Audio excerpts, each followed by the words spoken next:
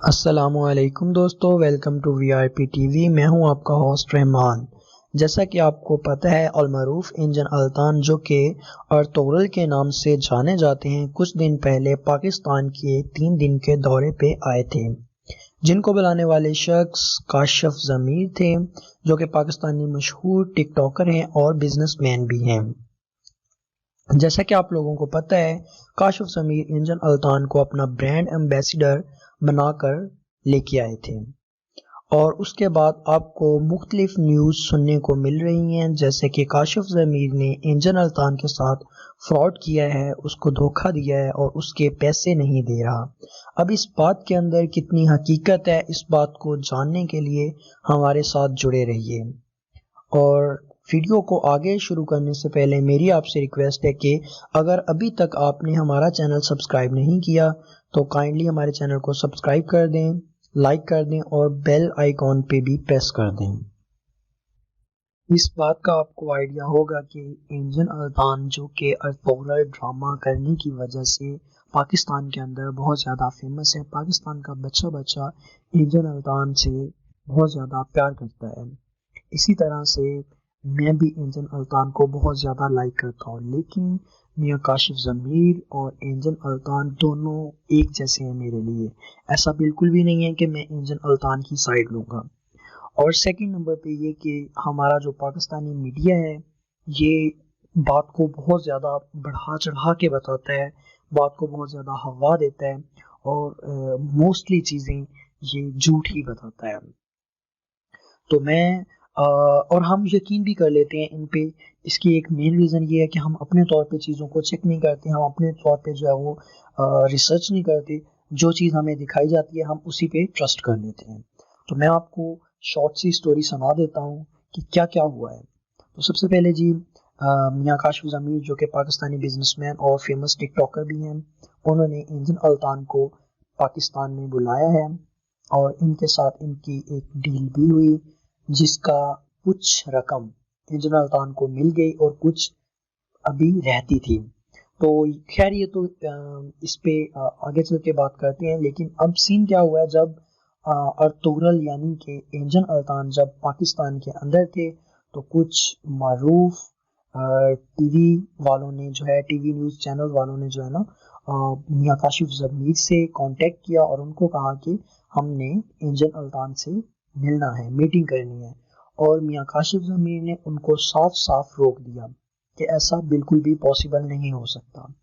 ٹھیک ہے، نیکسٹ کیا ہوا؟ نیکسٹ یہ ہوا کہ جو رقم رہتی تھی انجن الطان کو دینے والی، وہ جس دن وہ دینی تھی اس دن انجن الطان نے میاں کاشف ضمیر کو کال کی، اور میاں کاشف ضمیر وہ کال پک نہیں کر سکے، وہ اگین اینڈ اگین کالز وغیرہ کرتے رہے، بٹ انفارچونیٹلی وہ پورے کا پورا دن ایسا ہی گزر گیا اور کوئی بھی انجن الطان کو رسپانس نہیں ملا۔ پھر انجن الطان کو لگا کہ میرے ساتھ فراڈ ہو چکا ہے۔ اب یہ بات اس کو کیوں لگی؟ وہ اس کی وجہ یہ ہے کہ میاں کاشف ضمیر پہ پہلے بھی کافی کیسز چل رہے ہیں، چھوٹے موٹے کیسز چل رہے ہیں، ٹھیک ہے، جس کی وجہ سے انجن الطان کو یہ لگا کہ میاں کاشف ضمیر نے ان کے ساتھ دھوکہ کر لیا ہے، بٹ ایکچوئل میں ایسا نہیں ہوا تھا۔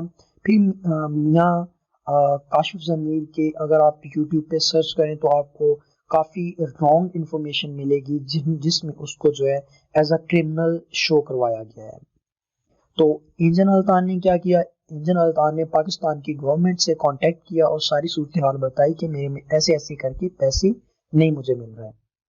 تو تب تک میاں کاشف ضمیر وہ بھی انجن الطان سے کانٹیکٹ کر چکے تھے، اور ان کی جو ڈیل ہے وہ بالکل کلوز ہو گئی تھی۔ میاں کاشف ضمیر نے جو بھی پیسے تھے، وہ جو بھی رقم تھی، وہ انجن الطان کو دے دی تھی۔